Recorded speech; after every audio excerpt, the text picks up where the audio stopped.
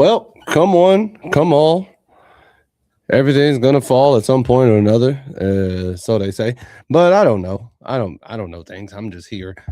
And welcome Tar Heel Nation to another episode of the UNC Live Podcast. I am your host with the most, one side of this podcast, the captain of the Hooligan Express himself, Tornado McCray, and that gentleman over there is my co-host.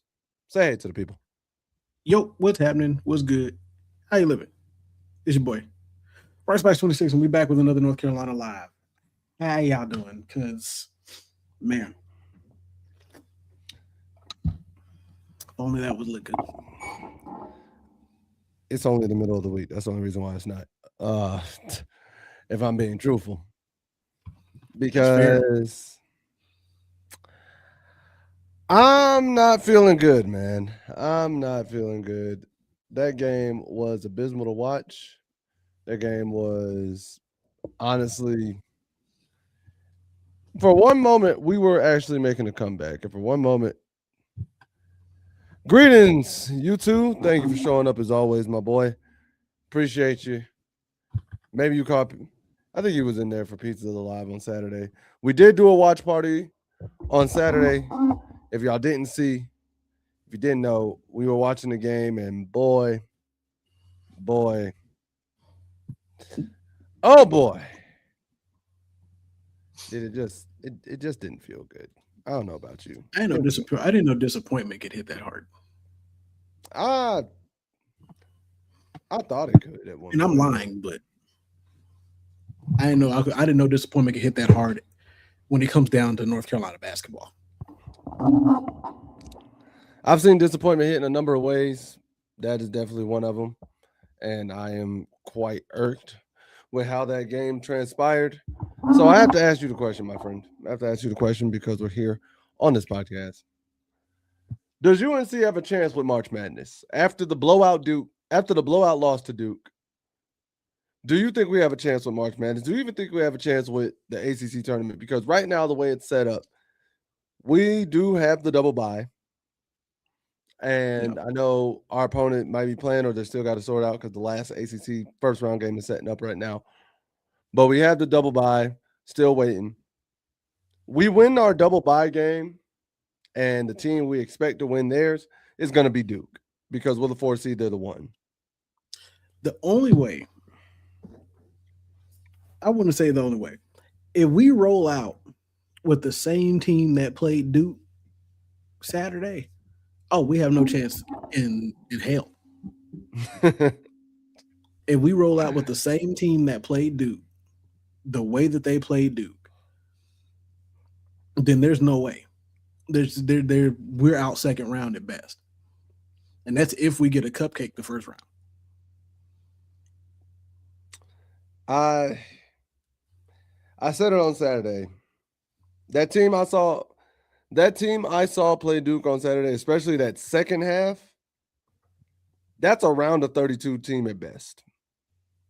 At best. At best. That's around a 32 team at best. I'm not going to sugarcoat it. I'm not going to be delusional. I'm not going to sit there and say, oh, well, it's UNC. You know, we always turn up when it's up. No, bro. That is a round of 32 team at best. And I'll say this to add on to it. Now, do we have a chance to make it to ACC championship game? Yeah, there's a chance for that. Yeah, if Duke just sits out they starters or just doesn't show up when we got to play them.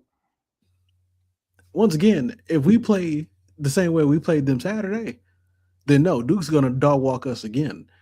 But to get to the championship game, we have a chance for that because the teams we about to play again, we've played. We've seen how it goes. Even if it's a team that we lost to, we know what we need to correct to actually beat that team. Now, whether or not Davis will coach that, whole nother question. I'm just sick, bro, because this is, like you said, I didn't know disappointment could hit this hard. And the way everything transpired was just abysmal. It was. I'm sorry, not sorry. way everything transpired was flat out abysmal. I'm sorry because I can't possibly find a way to be sorry. Because like it's bro, it was absolutely one of those moments of Hubert Davis is literally saved by the team that he has. There's no way the adjustments that should have been made weren't being made. Like you continue to let Bogovac be on the court. That forever is killing me because I'm just like, bro. Use the account in NAACC getting ready for next year. ACC tournament, national tournament, getting ready for next week. I mean, really. But my thing is like you made no real adjustments throughout that game. Like Duke ran the same defense all game long. You didn't force them out of that defense whatsoever. Here's my issue with it. Using the ACC tournament and the March Madness tournament to get ready for next year, bro. You had all season to get ready for this ACC tournament and March Madness this year. You could have been made the adjustments this year, even without Caleb Wilson. Here's the thing. We've been playing without Caleb Wilson for the last few weeks. So you could have been made that adjustment to get ready for the ACC tournament and March Madness and still compete legitimately this year. However, you went 6-1 without him. However, you relied on the one thing that has not worked. The guy who's been a turnover merchant, you kept in the game for some reason. You continue not to tell your shooters to close out on 3-point shooters. It's like Vasar didn't want to close out. Bogovac, I know, didn't want to close out. Trimble, there were times. No, that's the other thing. I'm sick and tired of, and I said it all game. Why on earth were you letting Cam Boozer get a pick and then switch to where Trimble is guarding him? Now you have to sag off and double because you can't let Cam Boozer with Trimble to his back on the block. They exploited it all game long. They did that the whole game. Like it's annoying. You had that all game long, and you didn't fix anything. You watched that happen all game long and fixed nothing. Then coming down for the offense, you watched this same trap all game long and fixed nothing. Bro, nothing. You sat there and did the same exact thing all game long. Then, on top of that, you sat there and watched your team not attack the paint for a major portion of this game and fixed nothing. They didn't attack the paint. And another thing, and I'm harping on it, and you can call me an old head. I really don't care. I need all of you in the collegiate level to learn how to comfortably shoot a mid-range shot. I need all of you to learn how to just utilize it. No, the reason why I'm saying this, there were too many times, and Seth, I have to get on you too about this because you had a number of times, if you took a mid-range, it would have worked. You get downhill, you get past your first guy. The second guy waiting on you is all the way at the rim. Rather than just, okay, he's on my back, I have space, that guy can't get to me in time, let me just take this easy elbow jumper. You want to drive all the way to the rim for a 6-foot, 7-footer who's just sitting there like, okay, all I got to go is straight up. And we weren't getting rebounds. So it wasn't like that was going to help us in any capacity. Yeah. That's what I'm about to get. Because like this is where old school really comes in. Follow your shot. Please. I am so sick and tired of watching us shoot a shot and then there's only one of us under the basket to get a rebound. It is 1 versus 4. You may get a couple in the last several weeks. Yeah, you may get a matchup with maybe Vasar and High down there, or Vasar and Stevenson, or you may get 2 people, but that's still 2 people versus 4. Where's the rest of you? Where's the guy that shot it? You're the one who knows where it went. Like the person who shoots it knows if it's off immediately.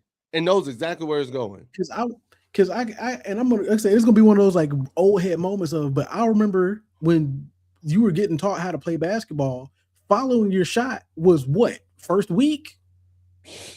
First 3 days. First couple of days. You're being taught when you shoot a shot, you follow your shot. Because if anybody needs to get the rebound, especially if you miss it, is you. The only time following your shot was a bad thing was when you shot it, you crashed, and it went long to right where you were. Or and at that point, there's not much or nothing you can do about that. Or the instance of coach tells everybody else, like you're shooting, coach tells everybody else to crash, you're the solo man getting back on defense. That's the only other excuse I'll give. But the reason being I can't give that for this team is because guess what? Only one person's crashing the board.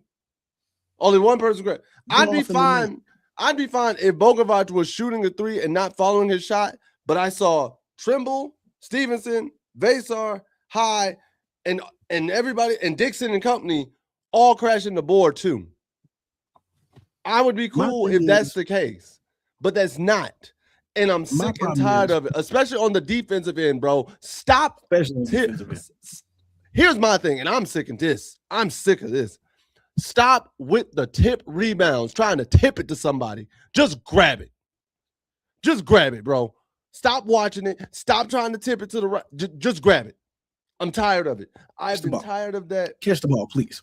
I've been tired of that in basketball for a good amount of time, not just UNC, just in basketball in general. I hate the tip directional rebound when you easily could have grabbed it with 2 hands because you never know where it's going to go.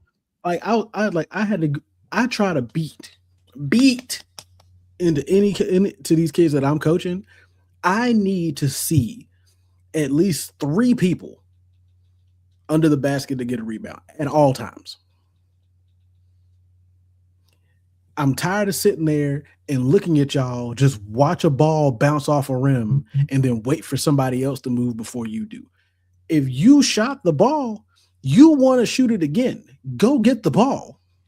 And why are we sitting here, especially at the college level? Why are we sitting here at the college level watching people just stare at a ball bounce off a rim, or sitting there only watching one guy versus a whole team of people try to get rebounds? It doesn't make sense.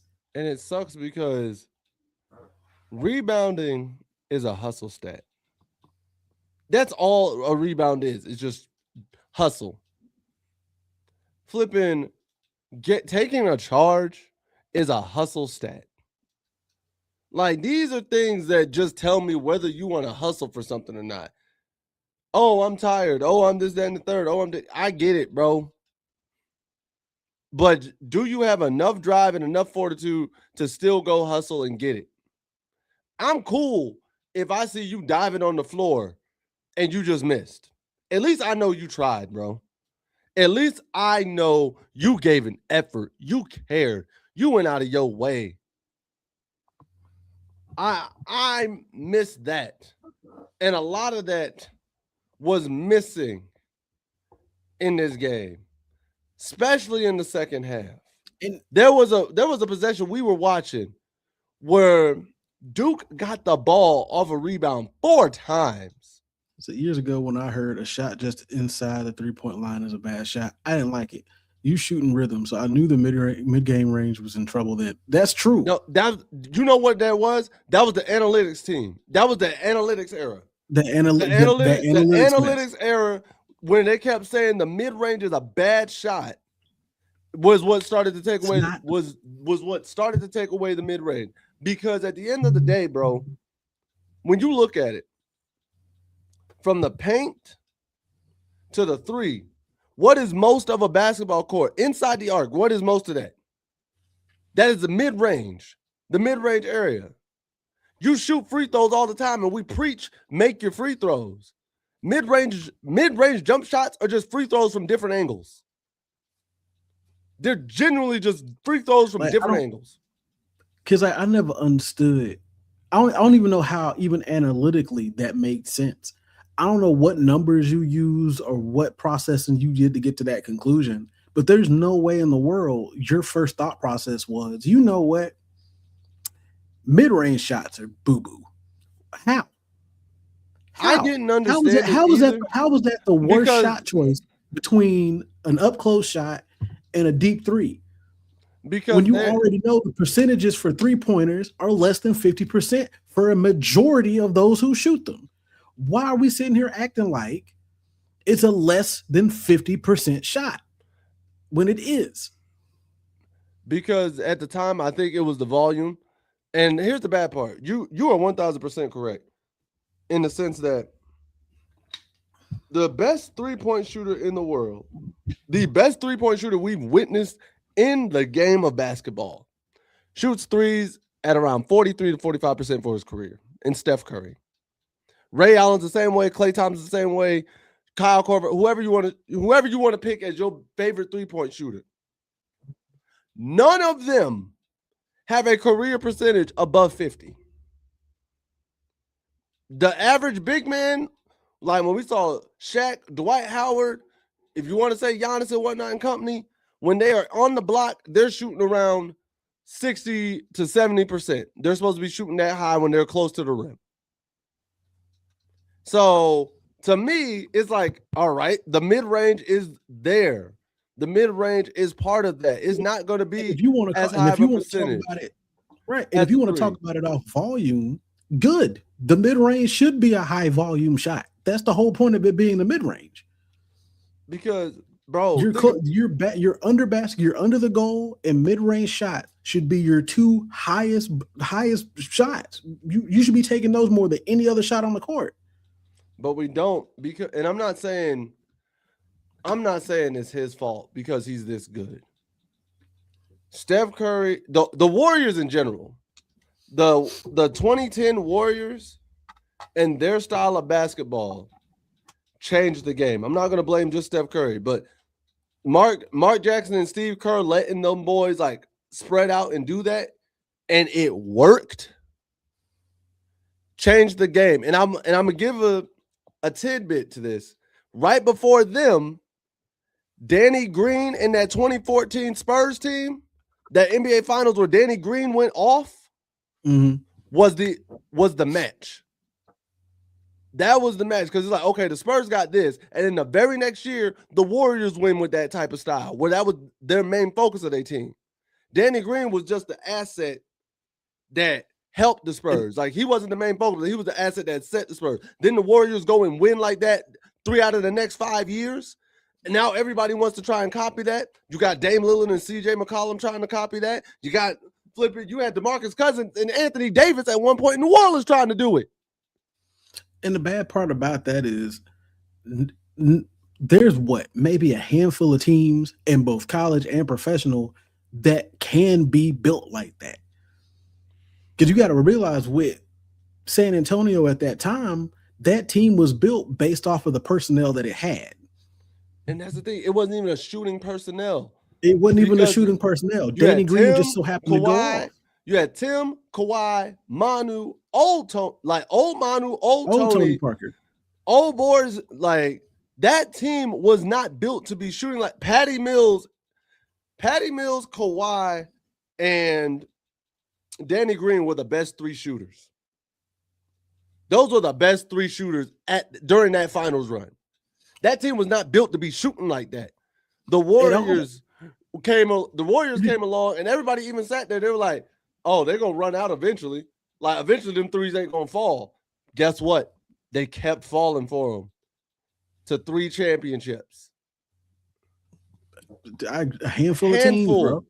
Because even then, even the Warriors weren't really built to be a three-pointing team. They just had 2 of the best three-point shooters in the league at that point. And you know who? And guess what? And then when you brought in KD with that's a third three-point shooter. So yeah, now at this point, you got 3 people that can shoot from beyond the arc that are constantly on the floor. So yeah, all you have to do is really just build some guys that can rebound and assist and play defense. Let these other guys just score. And you had no other team has been built like that, really. Heck, even the Cavaliers haven't been built like that when they had LeBron. The Lakers haven't been built like that once again since they've had LeBron or Luka. Like, I will say this. The Miami Heat wasn't built like that. The Cavs had JR and Kyrie. Iman. The Cavs had JR, Iman, and Kyle Korver as their shooters. And Kyrie, if you want to count.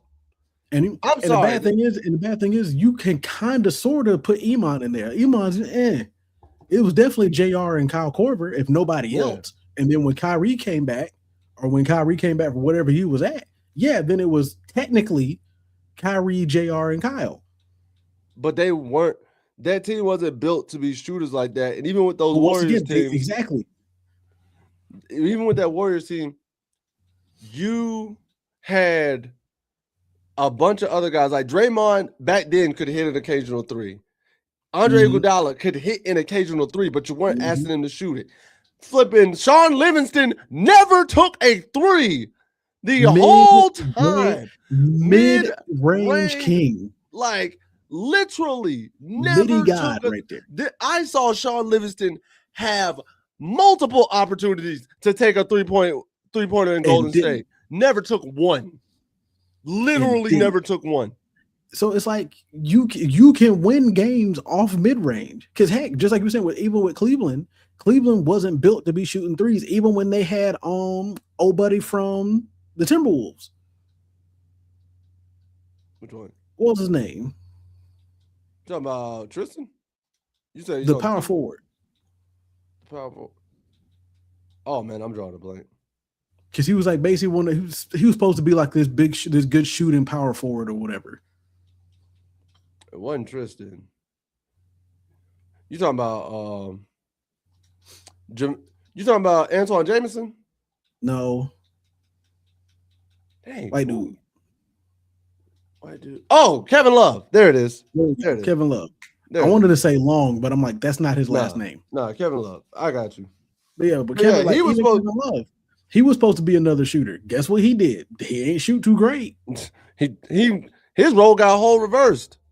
Like his role got reversed. And he was just like, yo, you're just gonna rebound, get about 10 points a game, keep it pushing. So it's like you have to understand. And unfortunately, it's a trend that's not going to break no time soon until somebody changes it up and dominates a different way. But right now, you're not. It's like you will lose games just throwing up threes. Heck, UConn's coach got ejected. Like UConn women's, they just recently lost a game shooting 3 of 24. No, that was the men. That was the men. That wasn't. You want to know why I know that? Because UConn women just won their Big East tournament, and they're going into March Madness undefeated as the number 1 seed. That was the men. So it was UConn. Okay, so UConn. So even then, UConn men went 3 of 24 from shooting threes. You shot 24 threes and made 3. And made 3 of them. And guess what you did? You didn't adjust in time to make up for it. Didn't we lose a game earlier this year, just a couple weeks ago? We shot lost a game a couple weeks ago. Like 8 of 31. 8 of 31 from 3. Me and you sat here for 45 minutes, livid over that mess. Like we spent more than half of the podcast mad because why are we shooting threes when we're not a good 3-point shooting team? Going against Duke, we're just appreciate Davis. Davis is making threes. But how often has he done that all season? It's like best game of his year was 17. Best game of the year was 17 points against Duke. But guess what that did? Absolutely nothing, because Bogovac is missing every other shot he takes, and he doesn't get his turnover. I was about to say, throwing a turnover every 6 seconds. But yes, if he's not getting the ball stolen from him, he's missing the shot anyway. Tribble's taking these weird running floaters. Vasar isn't getting rebounds. High's not getting rebounds. Stevenson's the only one really trying to get rebounds. I mean, Zayden did try a little bit, but nobody else is on that same shooter point. Stevenson missed almost every 3 he shot. Here's my thing. And like 24, and YouTube says he's like 24 threes. That's why I can't watch basketball now. Here's my issue. Truthfully,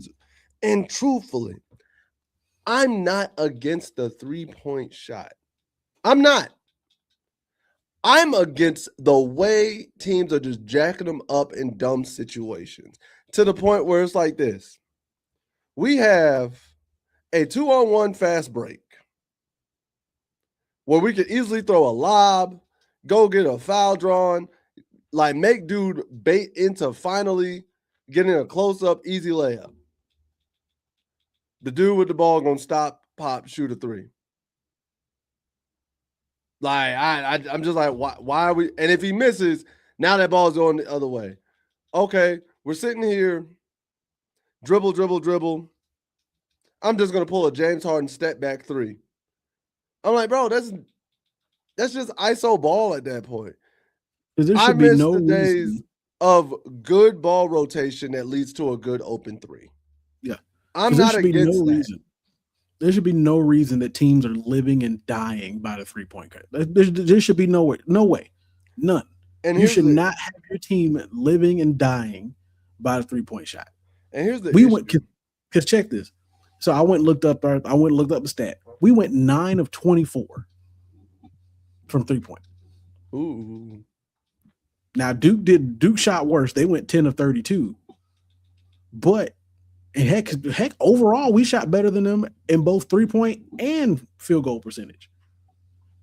I bet you that overall. I bet you that rebound game. Oh, that rebound game is ridiculous. They're almost doubled the amount of rebounds we got. Shocker. Had the same amount of defensive rebounds, but you know what Duke beat us in? 18 to 5 offensive rebounds. 18 to 5. They tripled the amount of offensive rebounds. That'll do it for you, folks. That will do it. Even worse, we only shot 4 free throws to their 15. Yep. Points in the paint, 36 to our 28. Yep. We had more fast break points. Love that. How? We had more points off turnovers. No. How do we have more fast break points? When we literally didn't have points, 13. We had 13 points to their 5 off fast breaks. Okay, I got it confused for a second. I know what I messed up on. But they had 24 points off of turnovers compared to our 4. There it was. I got it confused for a second because I was like, there's no way because we didn't have one for like the second until the second half, and it was points off of turnovers I was thinking of because I knew for a fact we did not. And it was points off turnovers I was thinking of. 14 turnovers. I'm saying, listen, 14 Davis, turnovers and 29 rebounds is not going to win you a game. If you don't go into the ACC tournament in March Madness and tell your team to close out on 3-point shooters,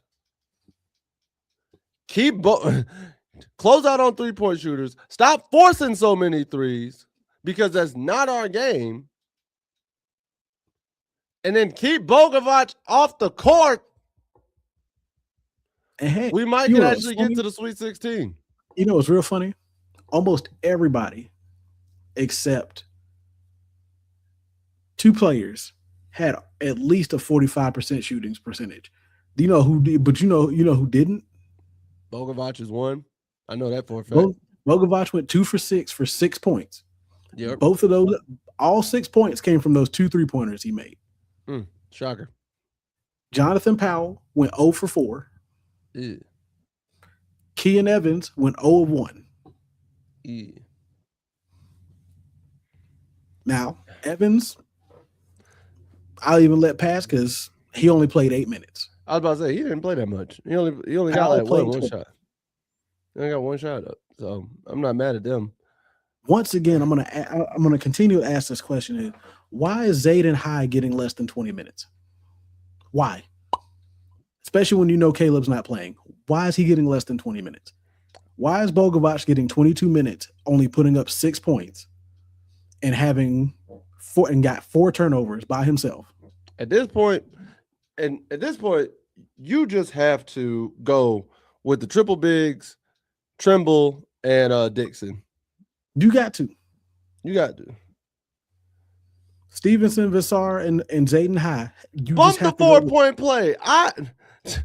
You two, I get you, but bump the 4-point play, close out, because they're getting wide open threes. At least with how often does a 4-point play even happen, even with the foul? Like, let's be real. How often does the 4-point play even happen with a foul? Close out. There's no reason why you shouldn't have a hand up in somebody's face to make sure you can contest a three.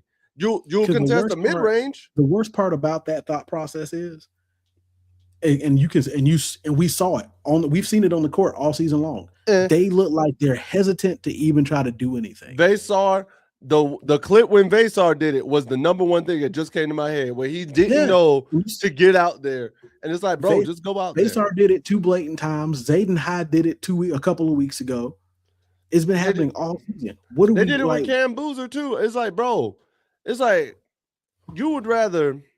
I get Cam Boozer's one of those guys. It's like, yo, I'd rather force him to shoot, but if I've already seen him knock one down, why am I going to let him make it up? He's too good not to get a hand up for the second one. He's too good. He's too good. Like, what are we doing here? So, North Carolina, get it together, because we could spend the whole pod just on that alone, but we got a lot of stuff to move on to on some somewhat positive notes. Because, oh, Jesus. Oh, jeez. However, I heard 3 Heels made all ACC, right? Yeah. And the 3 usual well, technically 2 made all ACC. One of them is an honorable mention. Wait. So he's the honorable mention? Yep, he's the honorable mention. What? Surprising, right? Oh, that's bull. I'd switch that. with Mr. Second.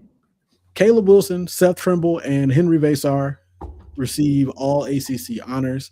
Caleb Wilson was honored with first team all ACC and all rookie team, using with the statistics of 19.8 points per game, 9.4 rebounds per game in 24 games, top 5 in the ACC in scoring, rebounding, field goal percentage, doubles, and dunks, and also holds the UNC freshman record for most 20-point games with 17 games, and he was ranked 8th in the Player of the Year rankings.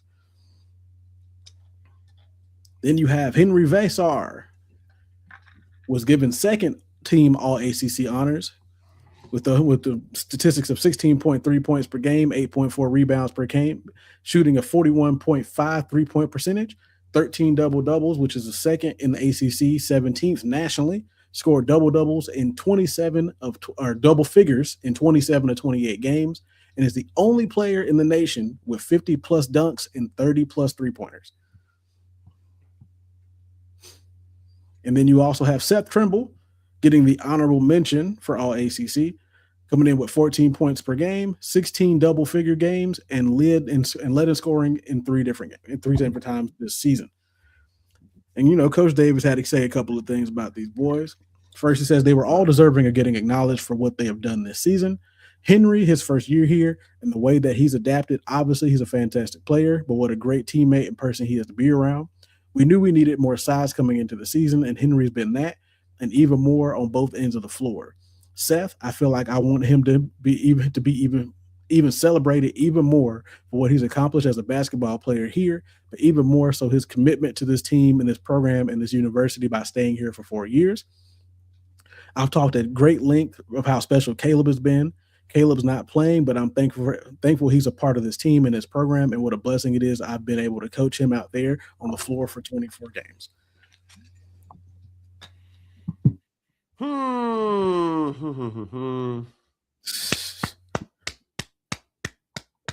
give him a round of applause. Congrats to them boys. All them boys. For doing their thing. I'm happy for them. I really am. I think if Caleb Wilson didn't get hurt, he honestly could be going band for band with Cam Boozer for Player of the Year. I'm about to say, if he didn't get hurt, he'd definitely be top 5, easy. He'd be band for band. And then not only that, if he didn't get hurt and we beat Duke again with him playing, that's 2 head-to-head wins he has over Cam Boozer. Yeah. I feel like that goes into that effect. and whatnot. Most definitely. Because you know Cambuza would have been the one guarding him. So, and that's the other thing. I know we got off it, but I'm just say this last little note, and then we're gonna move on. Next time y'all play Duke, go ahead and tell whoever's guarding Cam Boozer, you are not switching off of anything. No switching. Like, I don't care if Cam Boozer sets a screen or not. We're not switching. You're just going to have to get over that screen. We're not leaving him. We're not letting him get a small on him. But I digress. Because because that matchup was freaking ridiculous. I just still don't understand that. And ain't nobody made no change. It don't make no sense to me. Stanislaus.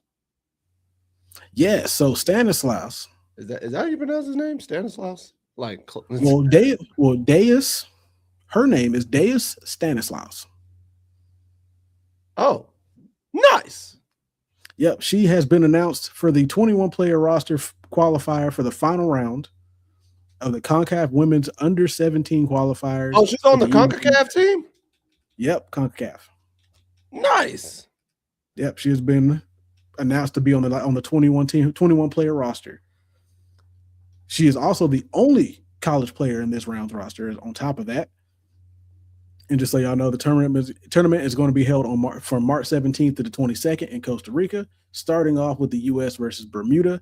This is actually the second year of the CONCACAF qualifying format for the FIFA World Cup. Oh, for the U17 World Cup? Yep, for the Under-17 World Cup. Recently, so Stanislaus recently played with the U.S. Under-17 women's national team and won on the MIMA Cup.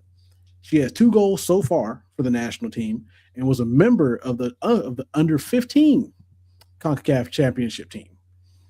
Depending on how she balls out, she might earn a spot on the women's national team within the next 2 Olympics.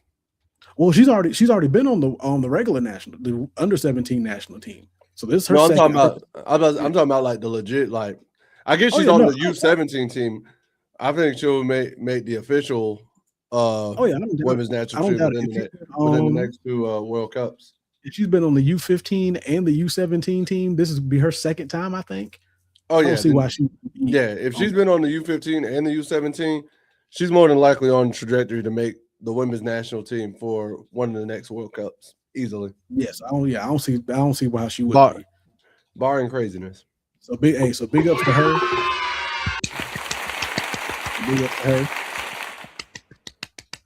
I hope she goes out and kills it. Listen, I'm honestly, and I know it's gonna be hard to find it, but I'm gonna make sure I find it somehow, some way. I might watch the games, or at least just like keep tabs on them. You know what I mean? Oh yeah. See how she does. I'm gonna try and keep tabs and see how she balls out, man. Wait, hold up.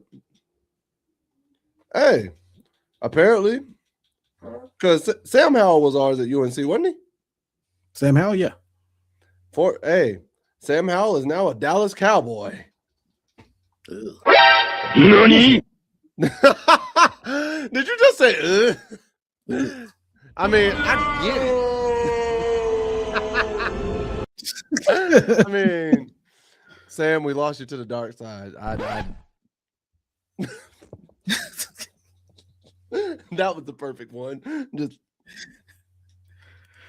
buddy. That just came through via Adam Schefter on. But good for him though, man.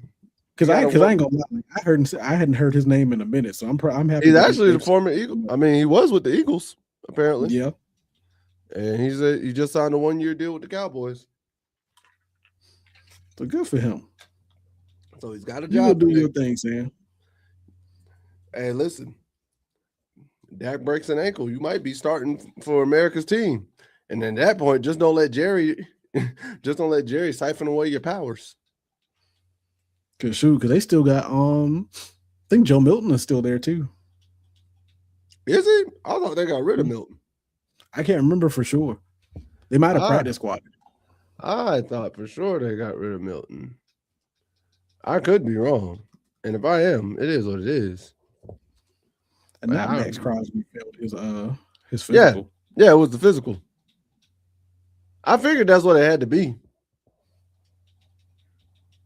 I figured that's what it had to be. Oh. Huh. Okay, so Cam Hayward came back for another year. So random factoid. Mm-hmm. Joe Milton was born 2 months and 2 days before Michael Penix. Huh. They were both born in the year 2000. I hate it here. Oh Lord, oh Lord, oh Lord. Oh Lord, but speaking of the NFL, we got to talk Lombardis. And apparently some Lombardis. We're talking about the wrong Lombardi, right? Not the ones Belichick brought to New England, the one he brought to UNC. Because good God Almighty. Hey. So the saga goes on of Lombardi out here just basically whining about fake rumors and stories from last season. You sound so disgusted with this. Like you sound so. And funny thing is, this is from Pro Football Talk, so this is NBC. It's ain't even a blog. I mean, yeah. I mean, he was on the Pat McAfee show from what I saw. Yeah, so they were basically talking about his appearance on the Pat McAfee show. They said Lombardi was back on Friday for a return visit with Pat McAfee and company, and Lombardi, fairly early in his 29-minute appearance, quickly resumed whining about last year's intense negativity surrounding the program. People were attacking us with fake rumors and fake stories all over. Nobody's corrected them yet, but that's okay. We understand. Our players hung together. We did not lose one single recruit to another team. Now they tried, but we didn't lose one single recruit. A lot of that, to me, dedication of our recruiting class, and that's what I think gives all of everybody in this program the lift that we need, because those players have bought into our messaging and they stood firm in a time of trouble, despite the fact that we only have 6 starters coming back for next season. Either way, we'll talk about that. Said, look, let's face it, if you're not worth a darn, they're not going to attack you. Some programs are not worth attacking. They're going to attack us. We expect it. It's all good. We've been in that arena before. We don't listen to the noise. We focus on what we have to focus and move forward. Let me get that one. Hold up. Let me get this one. Because Lombardi, first of all, let's talk about it, sir. Nobody corrected it because it didn't need to be corrected. Nobody corrected that. If it needed to be corrected, that should have been your job. That should have been your PR team. That should have been your squad to correct that information if false rumors were being put out. But you didn't do that. Bill didn't do that. Nobody on the UNC staff did that. So you know what that tells me? You know what that tells the rest of the UNC nation? You know what that tells the rest of the world? That the rumors and the stories are true. But then you want to sit there and act like, oh, yeah, you know what? People going to hate us. They hate us because they ain't us. They're going to make up stories about you. I don't see nobody making up stories about Georgia. I don't see nobody making up stories about Clemson. I don't see nobody making up stories about Indiana. I don't see nobody making up stories about Ohio State. I don't see nobody making up stories about Michigan. I don't see nobody making up stories about LSU. I don't see that. I don't see people making up stories about winning programs, not even Texas. And I can't stand Texas. So what are you talking about? Trying to act like you're big and bold and bad. Nobody makes up fake stories about a 4-8 team. Nobody makes up fake stories about a team that is abysmal and can't put up 20 points a game. Who's going to waste their time? What story do I have to make up? You could barely score against Richmond. UNC Charlotte was about to beat y'all. If we being real, like we not going to talk about that. But you want to sit there and say they making up fake stories to distract you. What do we have to distract from? You got a 76-year-old head coach whose girlfriend is 27. That's a distraction in and of itself. That's by himself. You got players who literally are just disappearing off the roster. No reason is being given. That's a distraction. You have an offense that couldn't produce anything that and doesn't seem like it knows anywhere it wants to go. That's a distraction. And then you have a defense that finally puts it together at the end of the year that took half the year to get there. But y'all keep doing a bunch of mess left and right. But you want to sit there and say that people are making up fake stories. I've kept it good up to this point. Lombardi, shut the hell up.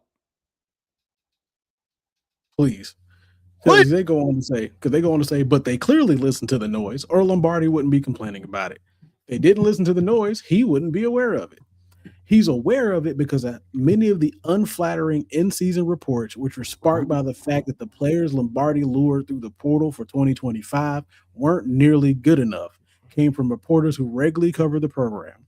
Whether it's wise to attack those same voices for perpetrating fake rumors and fake stories entering a season in which Belichick and Lombardi could indeed be facing a win or leave mandate is a different issue. For now, it's tired and predictable to claim that every negative story is a lie planted by competitors who hope to steal from players. There's even a coach from one of the lower level conferences who made a comment.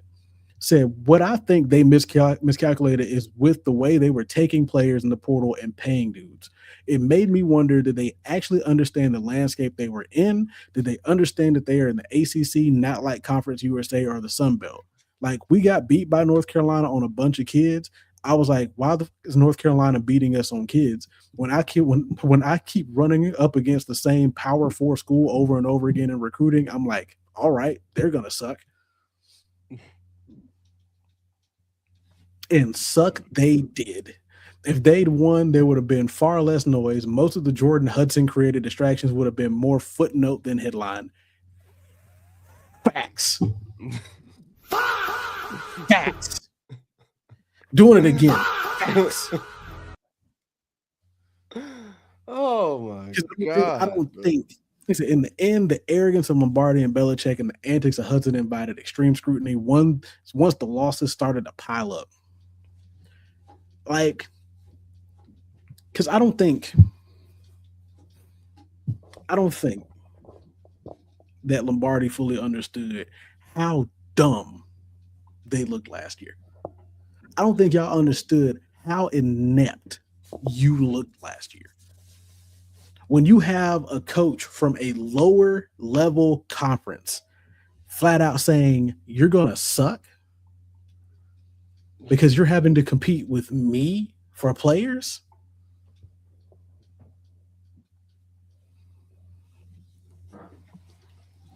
Because you're competing with my team. You're competing. I'm in the SoCon, and you're competing for my players. Pause. Like, why? What are we doing? Like, the moment I find out North Carolina is competing with Charleston Southern in the Big South Conference for players. Oh, you know it, and this is coming from a guy who played at CSU. Because, like I said, because they didn't say what the conference was, but it was a lower level conference, and the fact that he said we lost out on several kids because North Carolina took them. If I'm constantly seeing the same school beating us for kids that we're recruiting,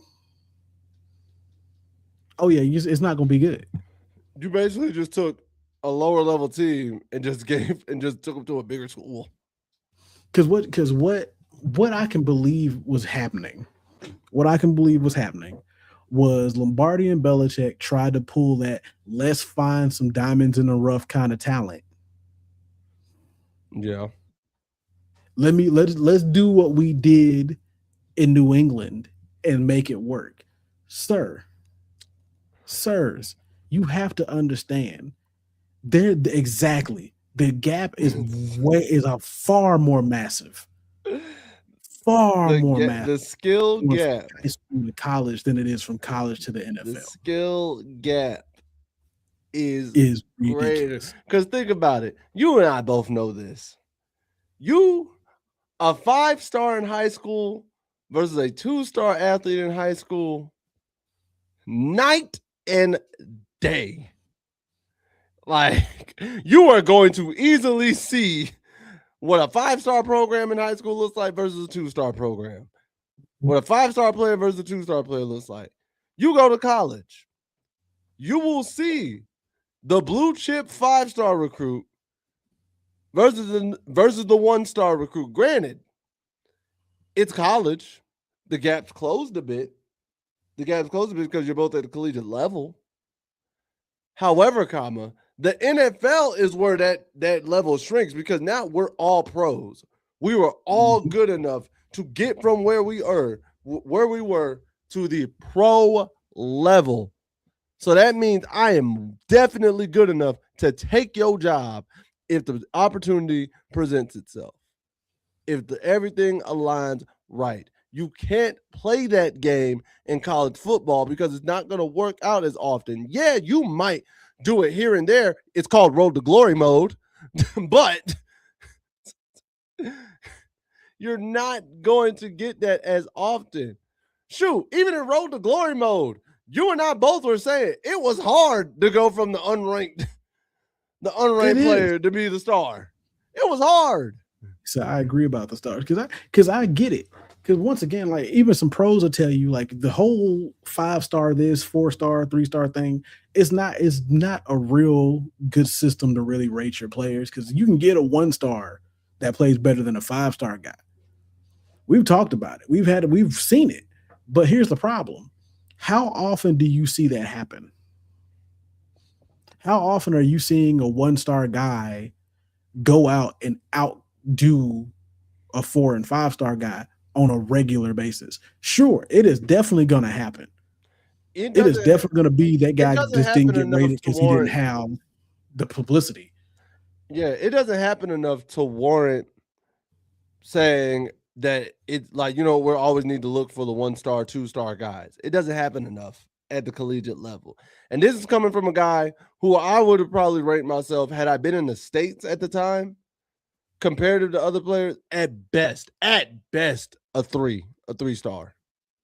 Like if I'm being just pure honest about my skill set, and I thought I was pretty good, I ended up playing at Charleston Southern. At best, I was a 3. At best, probably a 2 to 1, depending on whoever else was watching. And there were a lot of players who I came across who were better than me. Now, did they push me to be better? Absolutely. But I can be honest and say a good amount of those 5-stars, those 5-star recruits that get all the D1 offers to like the Alabamas and the Georgias and the Floridas and the Clemsons and the South Carolinas of the world, 99% of them, 90%, I'll say, if I want to be fair, blow me out the water. That's not to say I couldn't eventually compete with them or I'm not going to sit there and try to compete. But there's a level to it. And there aren't enough 1 and 2 stars beating these 5 stars to warrant only looking at the 1 and 2 stars, because the other part of that, you want to do this like you did it in New England, but the other reason is because just like in New England, you can pay these guys cheaper than you can for the big 5-star in the portal. And even crazier, like they even go to point out that that they had that email to North Carolina boosters talking about that their recruiting effort was going to focus on freshmen, when we already know the biggest part of your strategy should be getting talent out of the portal. Like, I get wanting to bring in freshmen, great, load up, do what you got to do, but the biggest anchor pieces that you need to have is veteran talent coming through the portal. Then on top of that, they talk about it all adds up to Belichick and Lombardi being on the hot seat in 2026, despite Belichick entering only the second season of a 10-year deal. Whether it was prudent for Lombardi to do anything other than keep a low profile is debatable. It's objectively unwise to antagonize the media that covers the program by decrying any and all negative stories as fake news. But then again, when in Rome. It's also an interesting choice for Lombardi to spend most of the segment talking about specific and detailed NFL questions for a guy who's supposedly done with who's supposedly done with pro football and all in with North Carolina, any minute he spends following the nuances of NFL players and teams is one less minute he's spending on making the UNC program as good as it can be. That should be the sole focus, not whining about stories he doesn't like, but devoting every waking moment to giving Belichick the best group of players possible. Because if Belichick continues to be the best game day coach in football history, his losses at North Carolina aren't a failure of coaching. They're a product of someone failing to give him players who can compete at that level. We said it last year. Marty needs to shut up and do his job. Your job is exactly what was detailed here. You need to go out and get the best group of players that you can get to make this team good. Hey, You and Bill came into this school last year saying that y'all are about to make the 33rd NFL team. Yep. They said they want to run this program like the 33rd They're like, NFL "We'll run team. the NFL team." Shoot. But you brought in, and once this is nothing against the players at all. What you did was conduct a high school football team and roll them out there in a college football atmosphere. That's what you did. That's the level of coaching and talent that you produced, was putting a high school team up against in a college football atmosphere. That's what they look like. It is what it is.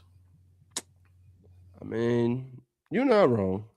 And like you had teams that should have lost to North Carolina last year, looking like it was a D3 team going against Alabama. Yeah. Shouldn't have happened. Shouldn't have happened.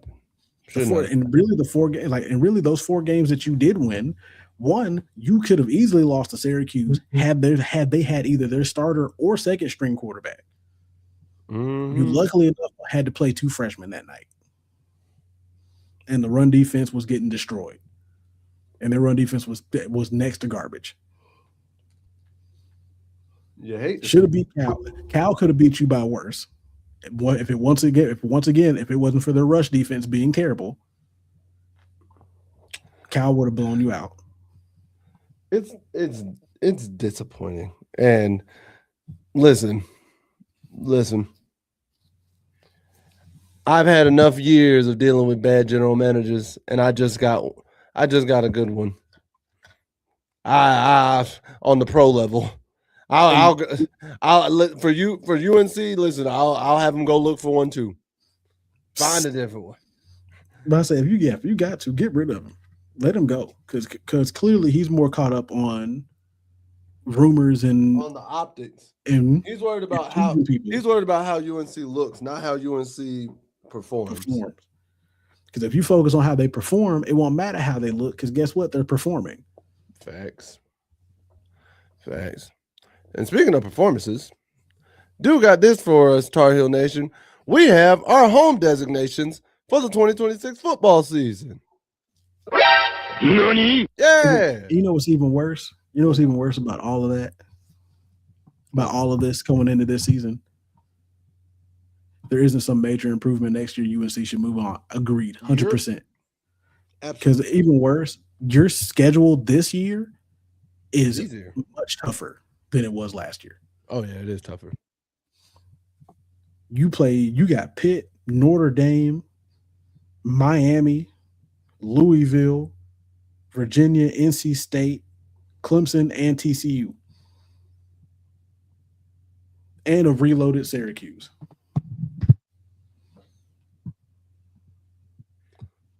Hey.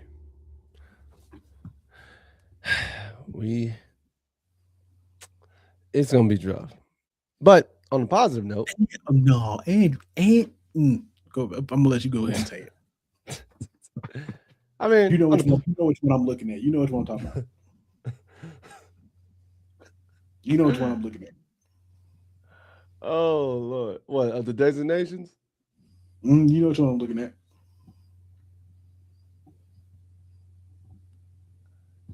You talking about Halloween? Mm-hmm. Miami on Halloween. God! At least it's at home. You know I don't like playing on. You know I don't like playing on Halloween in general. You know me. I don't like playing. I don't like playing on Halloween. You know Miami's gonna roll in no black uniforms. Yeah, you know I don't like playing on Halloween in general. But for those of you who need to know, these are the home designations. So basically, the themes and things for the season. They don't start till October.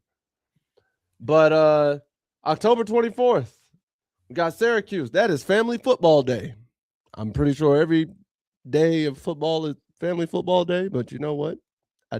I digress. I don't know what Family Football Day specifically entails. And then you got October 31st versus Miami. That is Rams Club Day. So, you know, Ramsey's going to be out there doing his thing. And probably club members get a lot of benefits out there. November 14th versus Louisville is Homecoming, Military Appreciation, and Monogram Day. You think I can get some tickets for being a veteran? Get us some tickets for cheap? Maybe they can get us field passes. If we can't get spring practice, maybe they can get us field passes for that game, especially because I'm a vet. Please, if any of y'all know like people at UNC like that could get us field passes, at least for Military Appreciation Day, we'll go. We'll definitely go. And then November 28th versus NC State will be Senior Day. So, ain't that? Hold up, 28th. What's that like? That's a Saturday after Thanksgiving, ain't it? Yeah, that's a Saturday after Thanksgiving. Okay. Cool. But those are your home designations for the 2026 football season. So if you're looking for something to do for those weekends and whatnot, those are the things you'll be experiencing. And on another lighter note, actually not even lighter, positive note, we're going to switch from UNC football and UNC basketball to UNC baseball, as we got a clutch freshman who came up this past weekend versus the University of Virginia, and that is one Tyler Howe. And this freshman from Huntersville, North Carolina, 185-pound outfielder, showed up and showed out, as we had a doubleheader versus UVA this weekend. We actually played him 3 times, and Saturday was a doubleheader. He had 5 at-bats, goes 2 for 5 with 2 hits and 2 RBIs. The 2 hits themselves, and I want my co-host to hear about this one. The 2 hits themselves were a game-tying solo home run in the bottom of the 9th, and then comes back in the bottom of the 12th with the walk-off single to seal the game and push UNC to 13-3. They did just beat Bucknell today as well. So now UNC men's baseball is at 14-3 on the season. But shout out to the freshman showing up and showing out and doing his thing, because, bro, coming in that moment, even though you've been playing all day, to be a freshman and have the 2 most clutch hits of the game, and he's a true freshman. He's not even a redshirt. He's a true freshman. Let's say U2 says he thinks it will be. He expects a good season. We gonna see. I'm at the we gonna see at this point. We gonna see. But yeah, UNC's now at 13-3 on the season. So I want to give Tyler Howe, hey bro, where you at? I gotta get it. Yeah. Shout out to Tyler Howe, man. And then on the ladies' side in the softball game, Emily Leggett continues to dominate, as she brought home 3 National Player of the Week honors just today. So Miss Leggett, she became the first ever ACC player to win the Louisville Slugger National Fast Pitch Coaches Association Player of the Week award, as well as the D1 Softball Player of the Week and Softball America Star of the Week. So she won all 3 of those awards on Tuesday.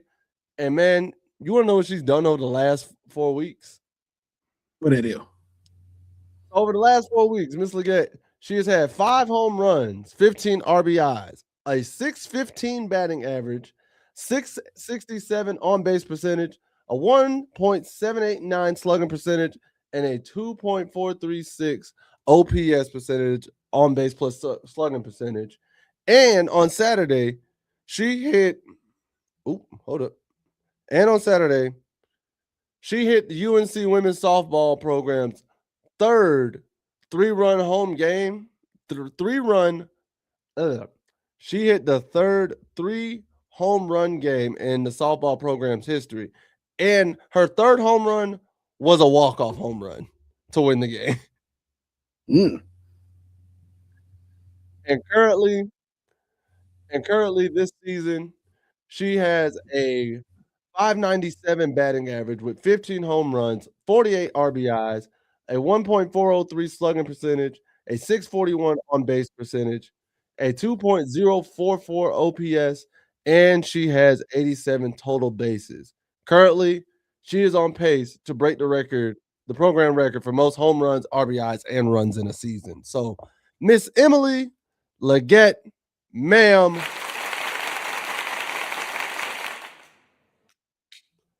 continue to show up and show out, madam. Like, I hear that. I love it. Especially when I see it. Hopefully so. Hopefully so. I love to see a great baseball stat line. So, Miss Leggett, continue to show up, show out, do your thing. Because I like it. I like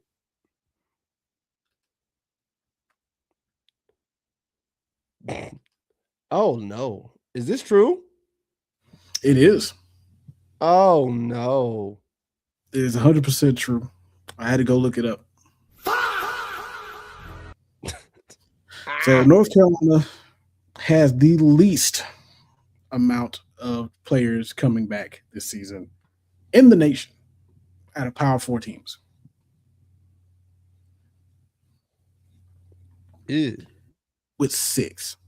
We have 6 starters coming back. As you should, because like I said, we only have 6 starters coming back, you two.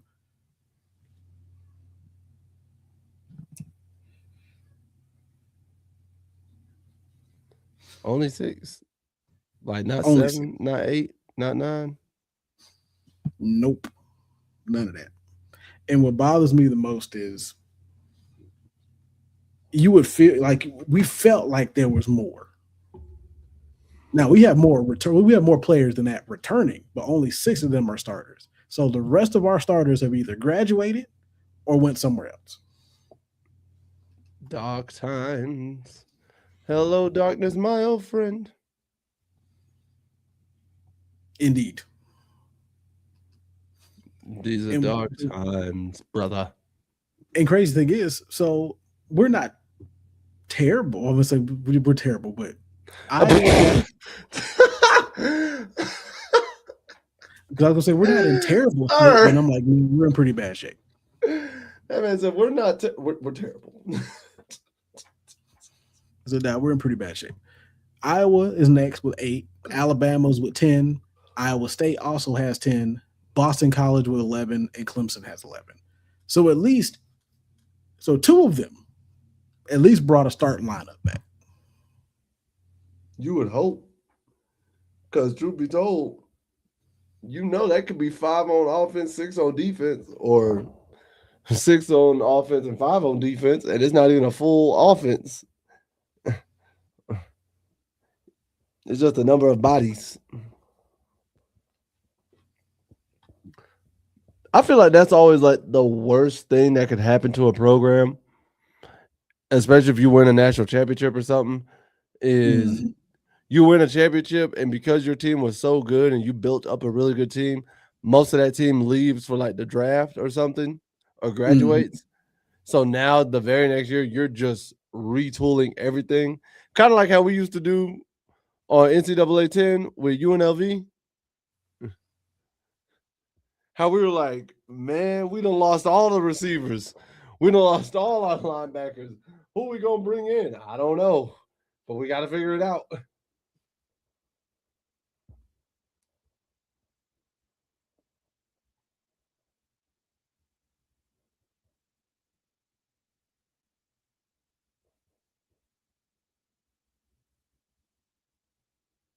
trying to think. He's trying to think right now.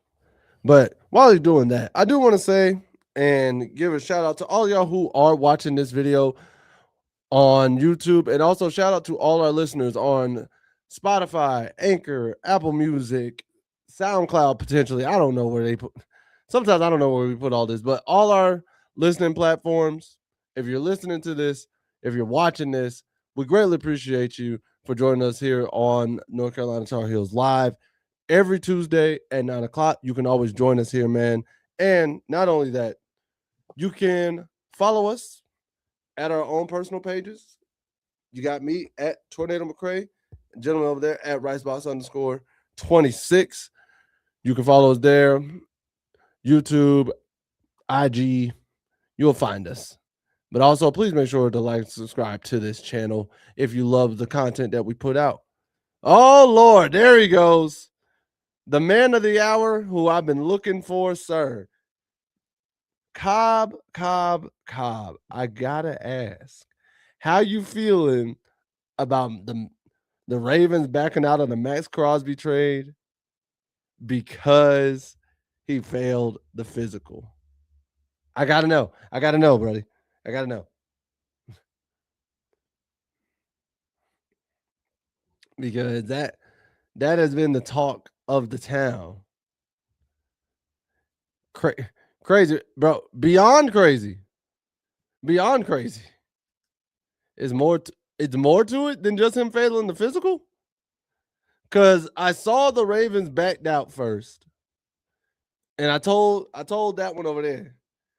And then as we were talking about it in our group chat, I was like, oh, it must be due to a physical or something. Because the Ravens just randomly backing out is just weird. They knew he had surgery because I remember he had surgery last season or during like right after the season was over or whatever.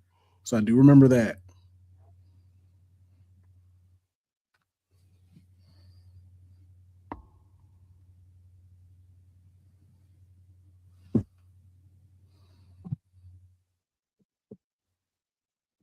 I'm wondering what's going to happen now.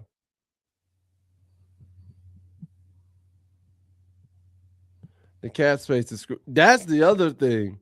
Y'all went out and tried to sign all these players, and I'm wondering how that just does that void like all the players y'all went out and signed. Right.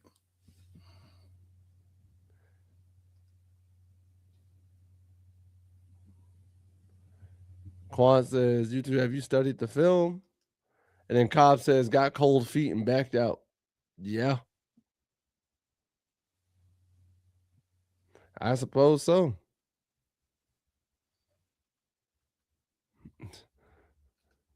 Okay, so y'all good with the signings? Like y'all ain't gotta renegotiate some of them deals because y'all went on a payday. Y'all went on a payday yesterday. Indeed.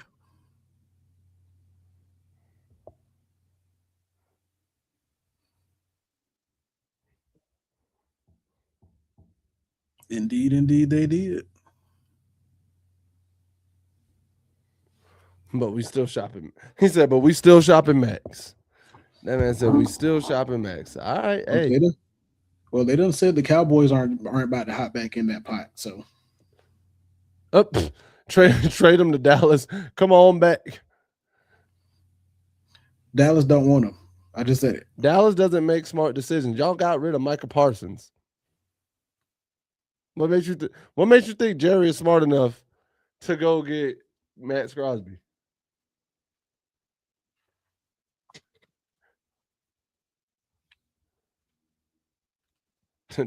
You two say he did watch. Yeah, that's why I'm worried. So he wants out. Cowboy said they're not interested anymore. Yeah, because like if he didn't go when they first started talking, they weren't going to do it. They done signed other players since then. Yeah, he tried to get him already. He's not going back. He's not dipping into that pot twice. They just reported that they're not going to do it. I think Jerry would. The Cowboys wouldn't. Jerry would. Yeah, no, like they literally just reported about 30 minutes ago. Dallas not expected to re-engage in trade talks for star defensive end at this time. No, Did you hear what I said? Dallas wouldn't. Jerry would. end up losing everything he had because he signed Max to a contract he couldn't pay. Except that cheese sandwich. He still got that cheese sandwich from Satan and them 3 rings. I mean, yeah, the Jags would be a good spot for him though. Get him in some warm weather for once, or some other warm weather of a different kind. I was about to say, a desert ain't warm.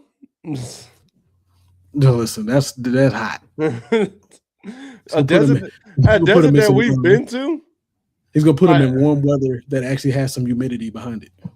I was say a desert that you and I actually went on a trip to. I said Max. They just said he's ahead of schedule with his rehab. I don't doubt it. It's Max Crosby. I ain't gonna lie, that was hot when we went out there. That was at the end of, that was hot when we went out there. That was at the end of September. You remember when we sat in the you remember when we sat in the parking garage because it was so hot? We was like, We was like, yeah, we're gonna stay under this parking garage real quick. All right, so it took me a minute, but I got it. Oh, took me a little bit. I had one earlier this week I'd seen, but I gotta go re-find it because I saw it on Facebook. I'm mad I lost it. I thought I'd saved it. If we don't get a high first round, we'll probably get Yeah. I can see that. If y'all want the number 19 pick, but that's all you're getting. That's all you're getting. That's all you're getting. The number 19 pick. Take it. All right. So what I got here. Sam Howell just signed with us. We were talking about that earlier, Quan. We talked about that earlier. You missed that. Yeah, we talked about that earlier. How Sam Howell signed up with y'all. I said that break his ankle. Sam Howell gonna be the starter. Mm-hmm. And he's got a pretty solid team to be a backup on too. Now, why Caleb Wilson post run it back? Why not? Why not run it back? Why not? Because he's like I said, because the kind of competitor he is, he more than likely just doesn't want to go out the way that he's going out. Like, dude broke his thumb the day before. The day before the Duke game on his shooting hand. Then he broke his hand before.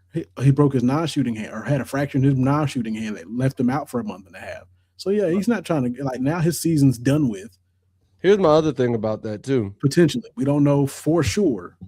Here's my thing about here's my other reason why he would come back. Caleb Wilson, he's still a great talent. But because he fractured his hand, he fractured his left hand, then he broke his thumb on his right hand on his shooting hand. That man's draft stock is going to take a little bit of a hit. And he was a projected top 3 pick, top 3, top 5. But because of that, he's going to fall more to a 10. And why not run it back? Come back next year, dominate the NCAA again the way you were. Solidify yourself that you're healthy and you're ready to rock. And now you get to go into the NBA, definitely that top 3 pick that you were always meant to be. So he would have taken a hit. We got to invest in some milk. We need to invest in a defense. We need to invest in somebody that's trying to teach defense. That part. But anyway, got a game for you. And everybody participate if you're able to. I'm about to say, everybody who here, if you want to participate, let's go. So this one is rank these players. All right. These are all North Carolina running backs. Oh, damn. And you're going to be ranking them based off of who you think had the better rushing season. Ah, damn. I'm going to give them to you one by one. Yeah. We appreciate you too, Cobb. Appreciate you, Cobb. So we're ranking them 1 through 8. Ah, damn. I'm about to fail. You never know. You might be better than you think you do. come back and deal with Davis. Hey, listen, but you got to remember his offense was he get Kenny Smith's son next year. not even that. His offense was give the ball to Wilson and let him score. And get out the way. That was it. His whole offense was Wilson. This is Wilson. And sometimes I ain't gonna front. Sometimes that's all you can do. When your player is in a zone like that, bro, give him the ball and move. That's it. All right. All right, y'all.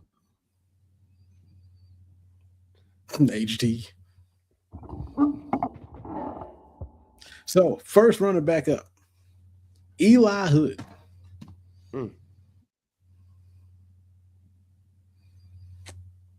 Am I just ranking it right now? Yep. Where'd you put him? 1 through 8. Where do you think he would be? Why would you do this? Oh my God. I am going to get cooked in the comment section for this. Because well, I'll say this. In defense of you, these numbers I literally just found out. So this is new enough stats to me as it is to you. Oh Lord, I'm about to get cooked. Next, you should go after Deontay Neal. True, get Shaq's son. Because his daughter is killing it over in Florida. I'm about to. You know what? I'm gonna start off. This is 1 through 8. Yep, 1 through 8. I'm gonna go 5. Okay. I feel like these are blind rankings. These are blind rankings. Oh my God. All right, you two said 6. You in on this, Cobb? Quan, y'all in on this?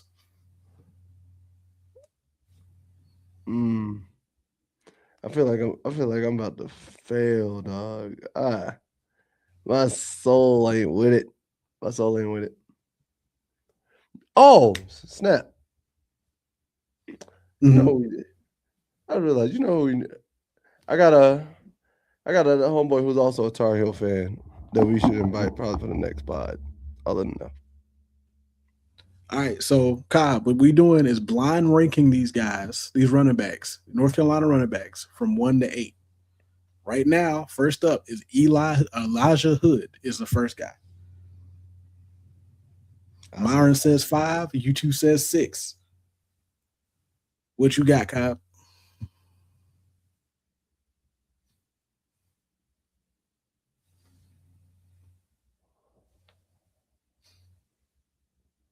I said, while he's doing that, next up on the list, he says Michael 6. Carter. He said 6.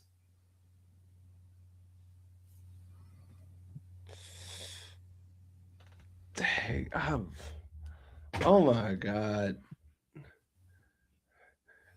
Quan, he said, Quan, we're doing blind rankings of UNC running back. And the first one was Eli Hood. Second one. Cobb's changing his. Okay, he got 4. So 8, 4. So U2 is 8. Cobb is 4. What was the name? Michael Carter. Damn.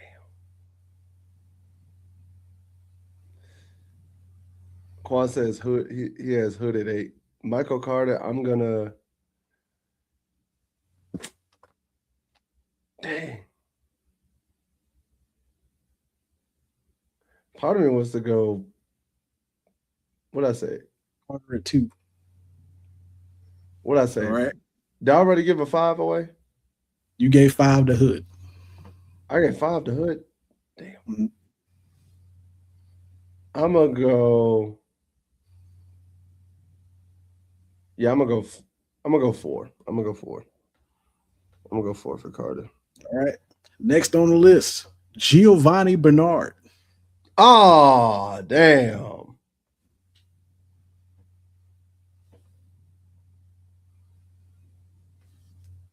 Yep. I got you, Cowboy. Hood for 6. I got you. Giovanni Bernard.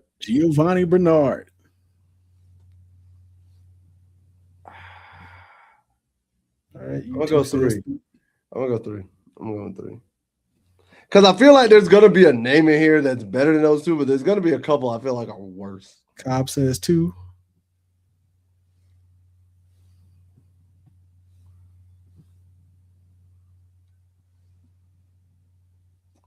watch he end up picking the seasons where they're like just peaked out. It's like This is all of them. This is their best season.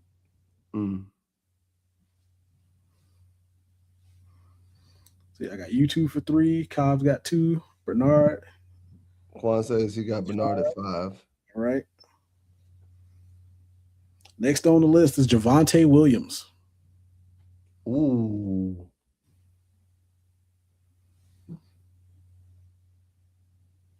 Do I think there's somebody better on this list?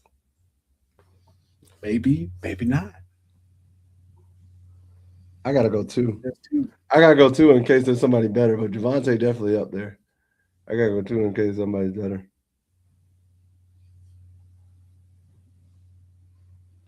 Man child.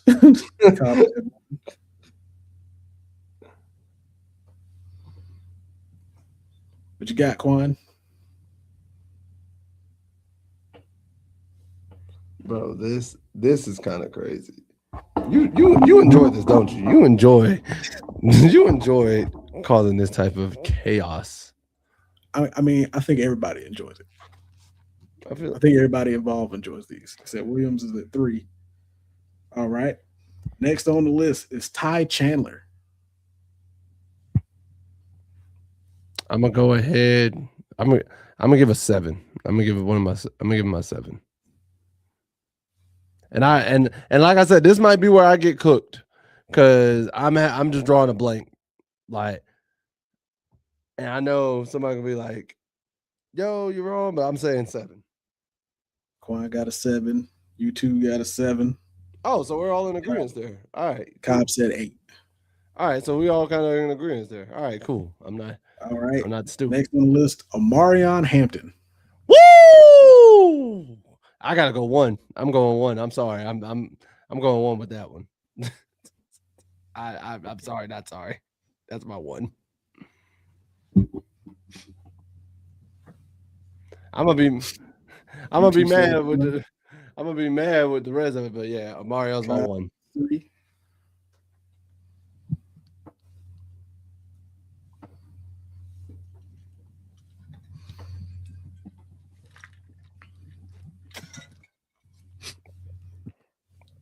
All right.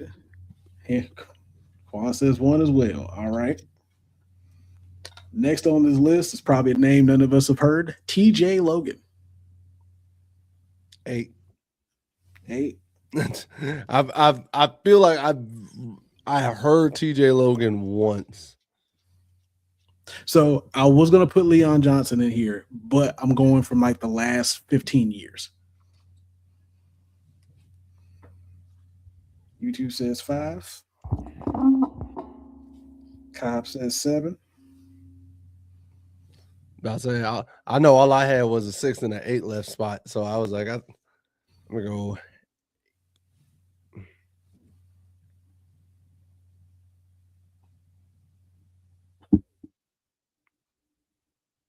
What was the last one on this one?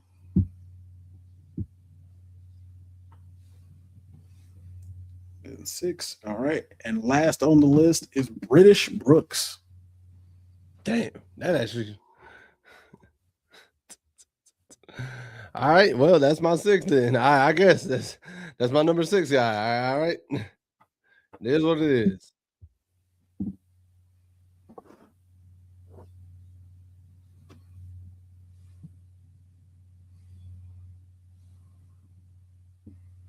So let's see. Oh, Natron Means. I was like I said, if it was for the last 15 years. Natron Means was the early 90s. Because I almost put him on here too.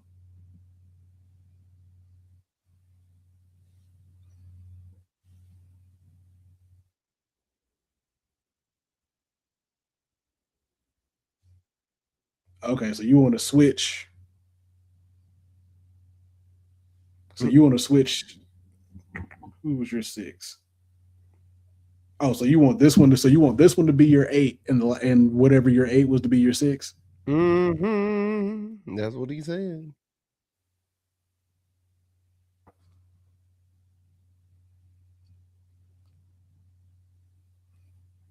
Quan said, I guess I have to go too.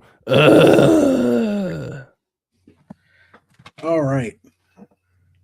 I think it came out pretty All good. right. I think it came out really good. I mean, to be honest, overall, It's I blind. say everybody got at Then that least should be one right. then that should be my area of expertise. You know what I'm saying? It's Anything- blind. So everybody got. I'm gonna say this. So everybody got one right somewhere. Quan said, you can't change the answers. He said, you can't change the answers at the end. I mean, I'll give everybody a free chance to swap one ranking to make it fair on everybody. Nah, Quan's gonna want. He's like, then change my two. He mad. He gonna say change my two. I know that's what he gonna say. Since when can we change answers? This is blind. Not we're at the optician. 1, 2.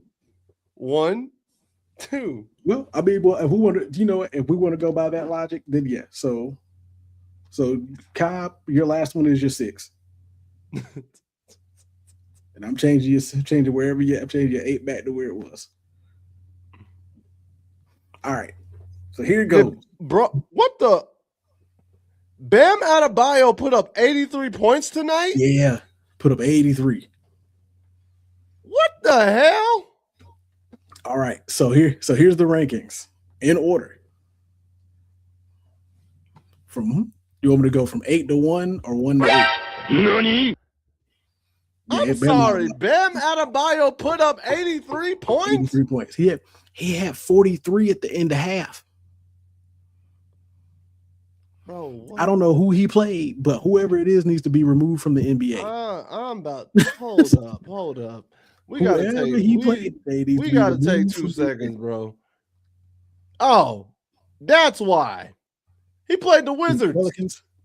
Oh, that makes sense. Now that makes my more statement sense. still stands. My statement stands. They need to be removed from the NBA. See, the midi. Hey, that mid-range guy, he went. No, he's not wrong. Joel, Yeesh. this man went 20 of 43 from the field. Seriously, did he just chunk up a bunch of open threes? I mean, no, he went 20 of 43 from the field, 7 of 22 from three-point range. So he only scored 21 of this 83 from three-point range. The fact that he shot 22, though, is crazy. Here's the other crazy part. He had 9 rebounds. That man almost had an 80-point double-double. Wild. That man almost went 80 and 10. That's a 2K stat line. That is 100% a 2K stat line. That is a 2K stat line. Oh my God. So y'all want me to go from 8 to 1 or 1 to 8? 8 to 1. 8 to 1. All right. Starting out at number 8 is British Brooks. Is this yours or is this how they came out like statistically? This is the actual statistical listing. Okay, so this is who had the best statistical season. Yeah, so this is the best. Yeah, out of their best season, who had the most yardage out of their best season? Rushing yards, by the way. I specifically made it rushing yards. All right. So rushing yards wise, number 8 is British Brooks with 387 yards. Oh. He was a return specialist. Ah. Yeah, he was a special teamer. Number 7. Yeah, Cobb would have had it right had I continued to keep him. Where did I put him? 7? Where did I put him? 7? 6. 6? Damn. That was the one I should have went the other way. Yeah. The number 7 is TJ Logan. 650 yards. Yeah. Cobb got that one right. But then again, Cobb knew who he was. Because he said earlier, TJ Logan played against Reedsville in high school. And Reedsville shut him down. So he knew who he was. Cobb peep game. I think I put TJ Logan at 8 since I ain't know. Yeah, you had TJ Logan at 8. You two had him at 5. And Quan had him at 6. At number 6 is Ty Chandler with 1,092 yards. Makes sense. And for once again, Cobb would have got that one right too had I let him swap. Nope. So Cobb would have got 2 right so far had I let him swap. Ah. But since I'm not doing it, you failed. You failed. Since in all fairness to everyone, you failed. Number 5 is Javonte Williams with 1,140 yards.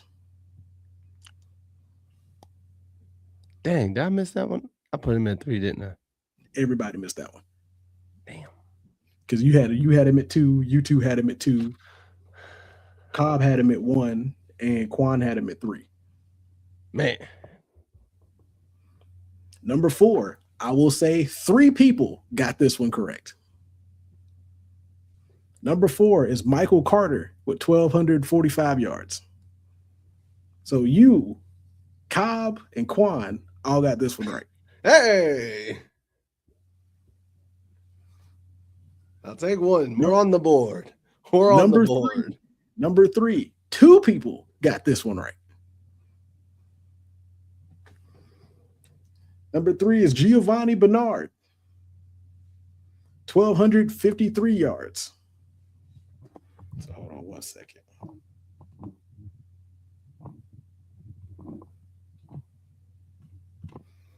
The 2 people that got that right was you and you 2.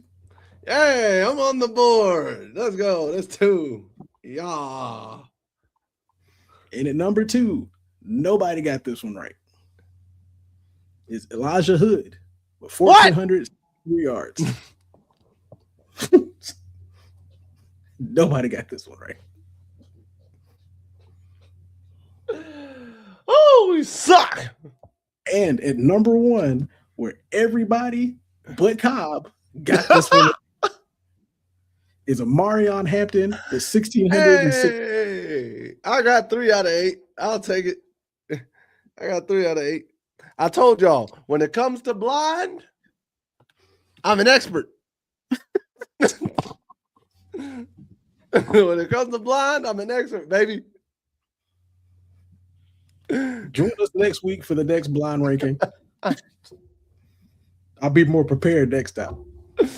Woo! Oh, man. All right, baby. That's a good way to go into our Tar Heel takeaways of the week, man. Wouldn't you say so? I think so. Let's go. Is it me or you this week? He said Willie Parker. I think it's me this week. All right. Well, sir.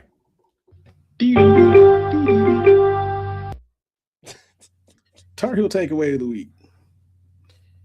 Be careful with all this weather changing out here.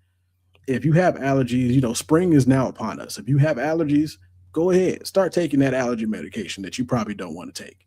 Skip the Benadryl, though, because we don't need you sleeping behind the wheel. If you take Claritin, Flonase, Zyrtec, things of that nature, go ahead and start getting on that regimen, because when that pollen comes through, especially if you live in the South at all, North Carolina included, it will smack you in the throat for weeks and will not let up. It is going to be the worst thing that's going to happen to you until you finally get on that allergy medication regimen. Outside of that, enjoy the weather while we got it, because all this flip-floppiness is ridiculous.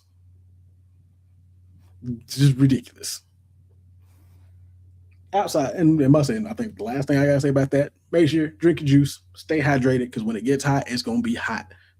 Especially down in this area when you got a bunch of humidity, make sure you keep that moisture inside your body and not on the outside, because you will pass out on the side of the road. And I do not want to be the one in the truck to come get you, because I warned you.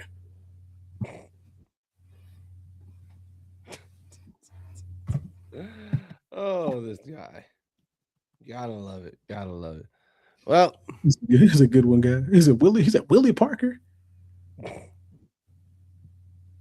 And then you got rid of the keep. Yes. You got rid of the keep.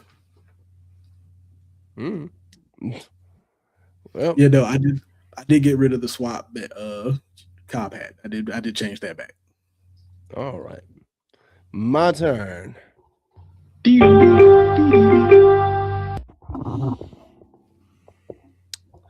My Tar Heel takeaway of the week, man.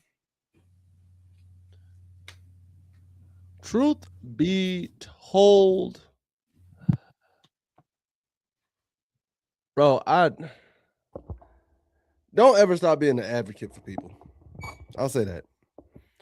And as knowing as it can be, don't stop advocating for people. Certain situations have arisen and things of that nature, and I feel like it's draining when you're trying to advocate for somebody and the powers that be may or may not listen. But don't let that stop you from always being a voice for the voiceless. Don't let that stop you from speaking up for those who can't speak or are not in the room. If you have the opportunity, do so, because you know if you were in that position, you would want it to go. You would want that person to do it for you. Secondly,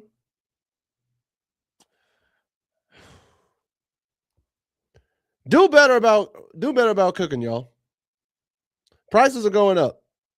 Prices are going up. Now's the time to start cooking a lot more meals indoors and stop spending on DoorDash.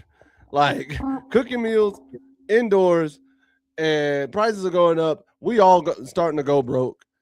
Like, hey, save your budget as best as you can. Cook meals. I know grocery prices are going up too, but them DoorDash prices are going up even higher. Delivery fees are like $38 for a 4 for 4 or a biggie bag from Wendy's. So start cooking a lot more indoors. Don't be afraid. If you don't have a recipe, look it up on Pinterest. Google it. YouTube it. And then just make it. It's that simple. And if it sucks the first time, don't be discouraged. You can only get better. Just eat it and try again. That is all you can do, man. But that's all I got to say. Oh, and YouTube, no. We We did still- not get rid of it. Because we're rotating games each week to keep things fresh. Yeah, so that'll be back. That'll be back. Don't worry, because YouTube, I'll tell you right now, I had one. It was a Keep 3 Cut 9. And I lost it. I gotta go back and find it. But it will be back. I'm making sure to bring that one back. Oh yeah, no, that's gonna be the Keep 3s. The keeps are gonna be a staple for sure. Don't worry. Keeps and blinds. And I hope the blog blows up and gets thousands of files. I hope so too, bro. I do. 36 out of 43. Good 43, God. 43. What? Stop fouling that man. Like, what? 43 free. Wait a minute. Hold up. Show me all the stats, ESPN. Hold up. So apparently the Raiders have received several calls already for Max Crosby. He's not lying. He is not lying. I'll just look it up over here. Got the thing. That's 43? 43 free throws, bro. Jesus Christ. All right. I think I said it earlier, but they just need to get removed from the NBA. They don't need to be there anymore. Just stop it, bro. Give the people the outro they want, man. Here's the wild thing, right? So he had that kind of game, and they only won by 21 points. Against the Wizards. Against the Wizards. Yep, we're out. We're out of here. Give the people their outro. They deserve it.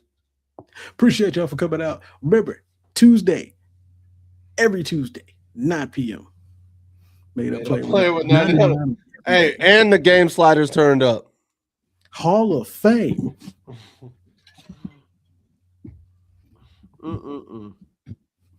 But appreciate y'all for coming out again, y'all. Y'all stay safe out here in these streets. Once again, as it gets hotter, please make sure y'all hydrated. See y'all next week, 9 p.m. We out, y'all. Later, Dink.